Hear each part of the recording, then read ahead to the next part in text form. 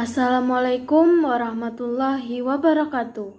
Perkenalkan, saya Nida Aulia Rahmini dengan NIM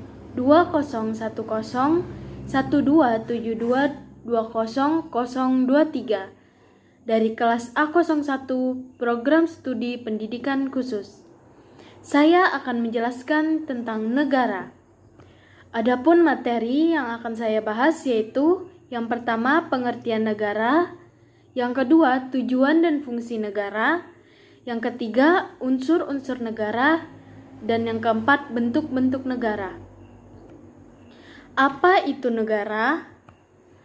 Negara adalah sebuah organisasi atau badan tertinggi yang memiliki kewenangan untuk mengatur perihal yang berhubungan dengan kepentingan masyarakat luas, serta memiliki kewajiban untuk mensejahterakan, melindungi, dan mencerdaskan kehidupan bangsa. Selanjutnya, pengertian negara menurut para ahli. Yang pertama ada John Locke dan Rousseau. Negara merupakan suatu badan atau organisasi hasil dari perjanjian masyarakat. Selanjutnya ada MacIver. Sebuah negara harus memiliki 3 unsur pokok, yaitu wilayah, rakyat, dan pemerintahan. Kemudian ada Roger F. Soleau yang mengemukakan bahwa negara adalah alat atau dalam kata lain, wewenang yang mengendalikan dan mengatur persoalan-persoalan yang bersifat bersama atas nama masyarakat. Kemudian ada Profesor Miriam Budiarjo. Negara adalah organisasi dalam suatu wilayah dapat memaksakan kekuasaannya secara sah terhadap semua golongan kekuasaan lainnya dan yang dapat menetapkan tujuan-tujuan dari kehidupan bersama itu. Jadi, negara adalah sekumpulan orang yang menempati wilayah tertentu dan diorganisasi oleh pemerintah negara yang sah, yang umumnya mempunyai kedaulatan keluar dan ke dalam. Selanjutnya, apa fungsi dan tujuan negara? Fungsi negara yang pertama yaitu fungsi pertahanan dan keamanan. Negara wajib melindungi unsur negara dari segala ancaman, hambatan, dan gangguan, serta tantangan lain yang berasal dari internal atau eksternal. Contohnya, TNI menjaga perbatasan negara. Yang kedua ada fungsi keadilan. Negara wajib berlaku adil di muka hukum tanpa ada diskriminasi atau kepentingan tertentu. Contohnya, setiap orang yang melakukan tindakan kriminal dihukum tanpa melihat kedudukan dan jabatannya. Selanjutnya, yang ketiga ada fungsi pengaturan. Negara membuat peraturan perundang-undangan untuk melaksanakan kebijakan dengan ada landasan yang kuat untuk membentuk tatanan kehidupan bermasyarakat, berbangsa, dan juga bernegara.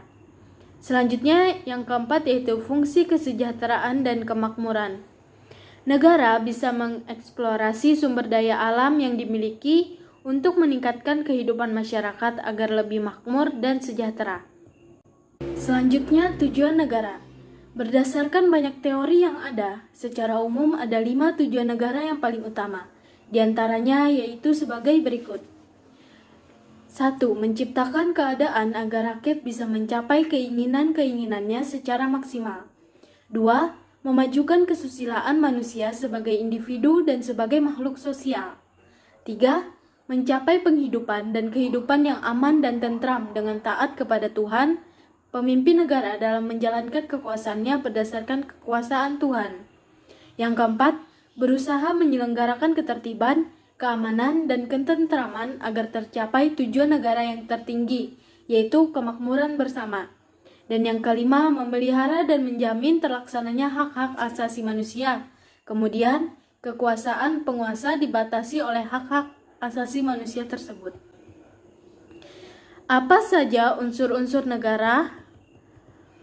Unsur-unsur negara yaitu yang pertama ada penduduk. Penduduk merupakan warga negara yang memiliki tempat tinggal dan juga memiliki kesepakatan diri untuk bersatu. Warga negara adalah pribumi atau penduduk asli Indonesia dan penduduk negara lain yang sedang berada di Indonesia untuk tujuan tertentu. Yang kedua ada wilayah. Wilayah adalah daerah tertentu yang dikuasai atau menjadi teritorial dari sebuah kedaulatan.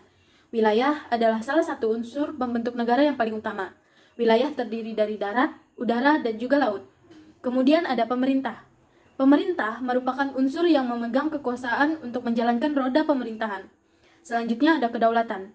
Kedaulatan adalah kekuasaan tertinggi yang untuk membuat undang-undang dan laksanakan dengan semua cara.